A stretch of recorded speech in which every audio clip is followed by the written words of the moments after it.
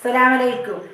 അങ്ങനെ നമുക്ക് ഒരു മഞ്ഞളുടെ ഇല കിട്ടിയിട്ടുണ്ട്. അതിനെ കൊണ്ട് അടയാക്കേണ്ട പ്ലാനാണ്. ഇതാ 2 കഷ്ണം വെല്ലം ഞാനിതാ അടുപ്പത്ത് വെച്ചിട്ടുണ്ട്.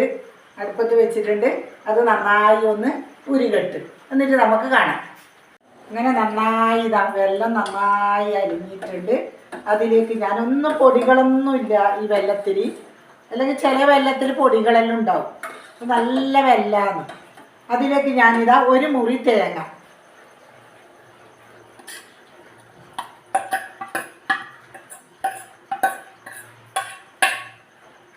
നന്നായി ഇതൊന്ന് ഇളക്കിയിട്ട് നമുക്കിത് കുറച്ച് വേകാൻ വെക്കാം.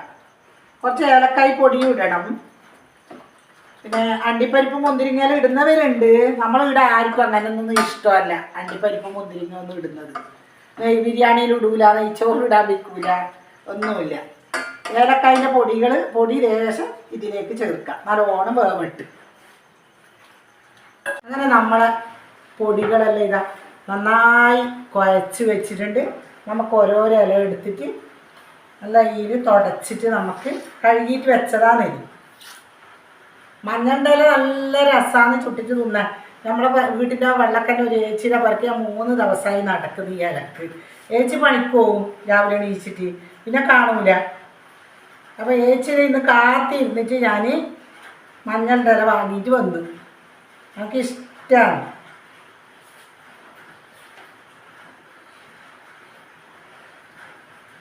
നിങ്ങൾക്കെല്ലാം മഞ്ഞളുടെ ഇലയിൽ ഇട ഇഷ്ടം തന്നെയെങ്കിൽ ഒന്ന് കമൻറ്റിൽ പറയണേ. എന്നെ പോലെ തന്നെ എല്ലാവരും ഒന്നും അറിയില്ലല്ലോ. ചിലവർക്ക് ഇഷ്ടപ്പെടും, ചിലവർക്ക് ഇഷ്ടപ്പെടില്ല. ഇതിൻ്റെ മണം നല്ല രസമാണ് അടക്ക്.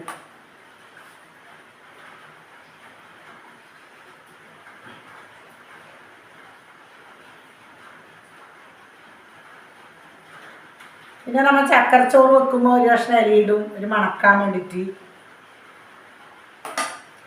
അങ്ങനെ തന്നെ മടക്കിയിട്ട് നമുക്ക്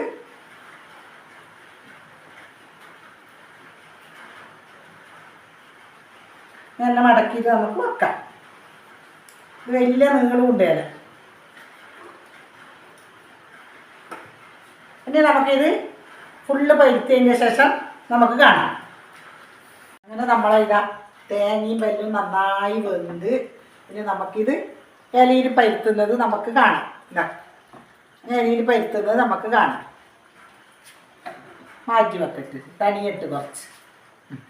അങ്ങനെ നമ്മളിതാ ഇല അടക്ക് മഞ്ഞളുടെ ഇല ഇതാ കഴുകി വൃത്തിയാക്കി ഞാൻ വെച്ചിട്ടുണ്ട്. പൊടികൾ ഞാൻ എടുത്തു വെച്ചിട്ടുണ്ട്. പിന്നെ ഉപ്പിട്ടിട്ട് നമുക്ക് കുഴച്ച് വെക്കാം.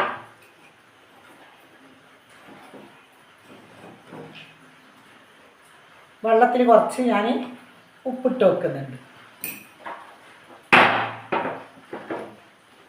ഇത് 1/2 കിലോ പൊടിയാണ് ഇത് കേട്ടാ.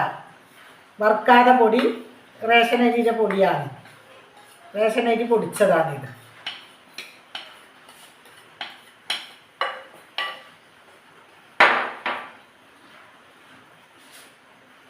ഇതിലേക്ക് ഞാൻ ഉപ്പും വെള്ളം കുറച്ചായിട്ട് കുഴക്കുന്നുണ്ട്, കുഴച്ച് വെക്കുന്നുണ്ട്.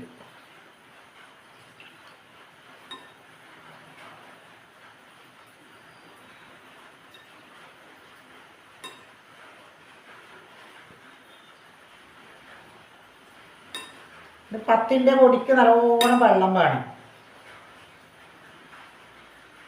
ഇനി നമുക്കിത് കുഴച്ച് കഴിഞ്ഞിട്ട് കാണാം. നമ്മൾ അടക്ക് പരുത്തിയതെല്ലാം ഇടാം. അപ്പച്ചമ്പിൽ ഇതാ റെഡി ആയിട്ട് അപ്പച്ചമ്പിൽ വെച്ചിട്ടുണ്ട്. പിന്നെ നമുക്കിത് അടച്ച് വെച്ചിട്ട് ഗ്യാസ് അടുപ്പിൽ ഒരു 5 മിനിറ്റ് വരെ നമുക്ക് വേവിച്ചെടുക്കാം. വേവിക്കുന്നത് വെന്തതിന് ശേഷം നമുക്ക് കാണാം. അട തീമ വെക്കുന്നുണ്ട്. നല്ല ഇതിലൊന്ന് 5 മിനിറ്റ് ഇത് വേകട്ട്. വെന്തതിന് ശേഷം നമുക്ക് തുറന്ന് നോക്കാം. അടച്ചു വെച്ചിട്ടുണ്ട്. അങ്ങനെ നമ്മളെ മഞ്ഞളുടെ അടയുടെ ഇതാ മക്കളെ റെഡി ആയിട്ട് നിന്നിട്ടുണ്ട്. ഇനി നമുക്ക് ഒന്ന് കഴിച്ച് നോക്കാം. എങ്ങനെയുണ്ട് നോക്കണ്ടേ. എൻ്റെ ഇഷ്ടപ്പെട്ട സാധനമല്ലേ ഇത്.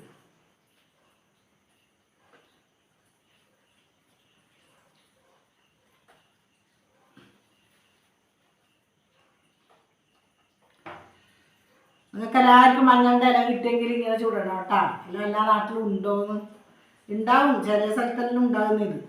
നമ്മളിങ്ങോട്ട് ഈ നാട്ടിൽ നീലേശ്വരം നാട്ടിൽ കുറച്ച് കുറവാണ് മഞ്ഞളുണ്ടല്ലോ.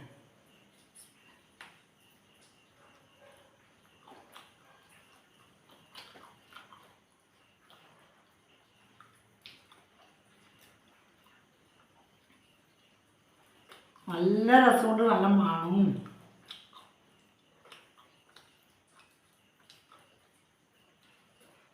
വേണമെങ്കിൽ വന്നോട്ടാ ചുട്ടേര. നല്ല ഉണ്ട്, എല്ലാവരും ചുട്ട് തിന്നിട്ടേക്ക് കമലിൽ പറയണം.